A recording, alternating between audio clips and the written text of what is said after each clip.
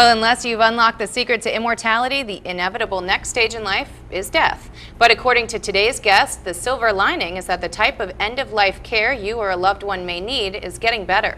Here to discuss is medical expert Dr. Poonam Alaigh. Thank you for joining us. Thank you, Jessica. So what are the current issues that are surrounding end-of-life care? End-of-life care is an extremely important piece of how we deliver health care. And again, I'm glad you set it up. I mean, death is inevitable. It is the stage of life, the reality of life that we all are going to be facing. And there are about 2.4 million Americans who die every year. 70% of Americans want to be dying at home. However, 70% of Americans actually die in a place other than home, either in a hospital or an institution. And why is that? And again, when we talk about our personal choices and when we sit back, think about the time that we're all going to be facing, which is death, right? Would we rather be in a hospital, in an ICU bed, attached to machines, attached to tubes, not knowing what's around us, and alone and destitute? Or would we want to be at home with our loved ones, with our friends and family, and celebrating a life well lived? And most of us want that. So 70% of us want that. However, the system is such, the society is such, the healthcare community is such that we can't, most of the time, can't make that happen for individuals.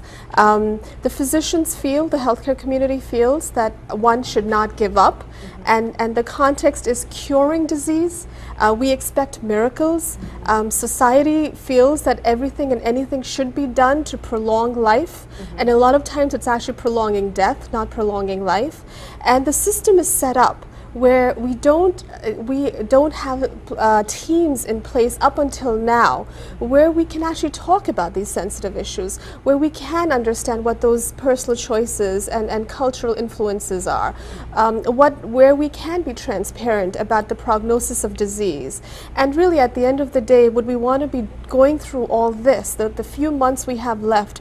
Would we rather spend that time with our loved ones, or would we want to go through the hospitals and our healthcare system and keep getting medications and treatment, knowing that all that's going to be futile at the end? Right, and that's an important point that you just brought up, that it is futile, and that most of the spending from Medicare, 30% in fact, I believe is what you said, that is what is spent in the last year of a patient's life. Now, how does that affect us as a society? I think that's a really important point. So it affects us as a society because we want to do the right thing in terms of quality of care, in terms of great outcomes. At the same time, we're actually burdening the cost of care, right, as a society. So where we could spend those dollars to help cure disease and help improve life for patients who are dealing with devastating diseases, we're actually spending 30% of those dollars in the last year of a patient's life when we're not seeing any change in outcomes. So that is an important piece. That is something that we realize, and so as a society, we're working in a multi-pronged approach. Healthcare physicians and professionals are getting more and more comfortable talking about the fact that dealing with death can be, is very professionally gratifying. It is the right thing to do. When we, as a physician, I'm proud to be a physician, took the oath, we said first do no harm, and sometimes continuing to treat is actually doing more harm than curing.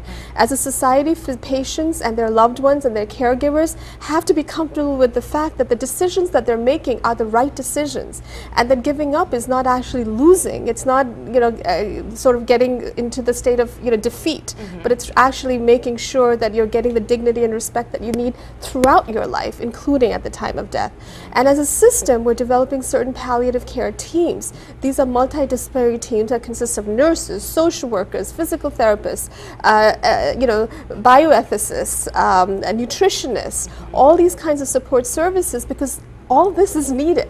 Right. End-of-life care is not giving up. End-of-life care is continuing to deliver the right care so that patients can live to the end of this phase of life with the most dignity. Right. Now, all of these specialists are probably not as available as they are here in the Northeast as they are across the nation. So how does what is the disparity with people in different regions, people with different religious backgrounds, beliefs? What type of care are they receiving? Is it very different across the country? Yeah, and Jessica, that's a really important point, because depending on where you are in the country or even in the world, care during the end of life is different. And as a result of it, the cost of care is different. So there are places in the country where the cost of care is 2 to 3 times what the average cost of care should be in the last few months of a patient's life. But we see no improvement in outcomes, no improvement in quality, no improvement in satisfaction. And so these things are going to be critical. We have to bring the right resources. We have to be sensitive to cultural needs.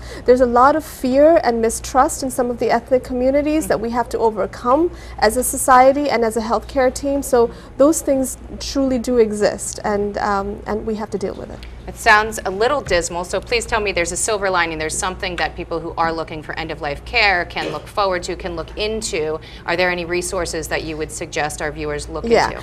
Again, this is the state of affairs, but there is a lot of research that's happening, a lot of good programs that are coming about as a result of it. And so we're seeing patients who are actually being admitted towards the end of life going down in terms of the length of stay. So more and more patients are shifting into the homes, more and more patients are enrolling into programs like palliative care and hospice, more and more are communicating with physicians, their advanced directives, their healthcare proxies, things like that. I am going to stop you there, but talk to your doctor. That's the message that we want to convey. All right, well, thank you so much for joining us. It was very, very informative. Thank you, Jessica.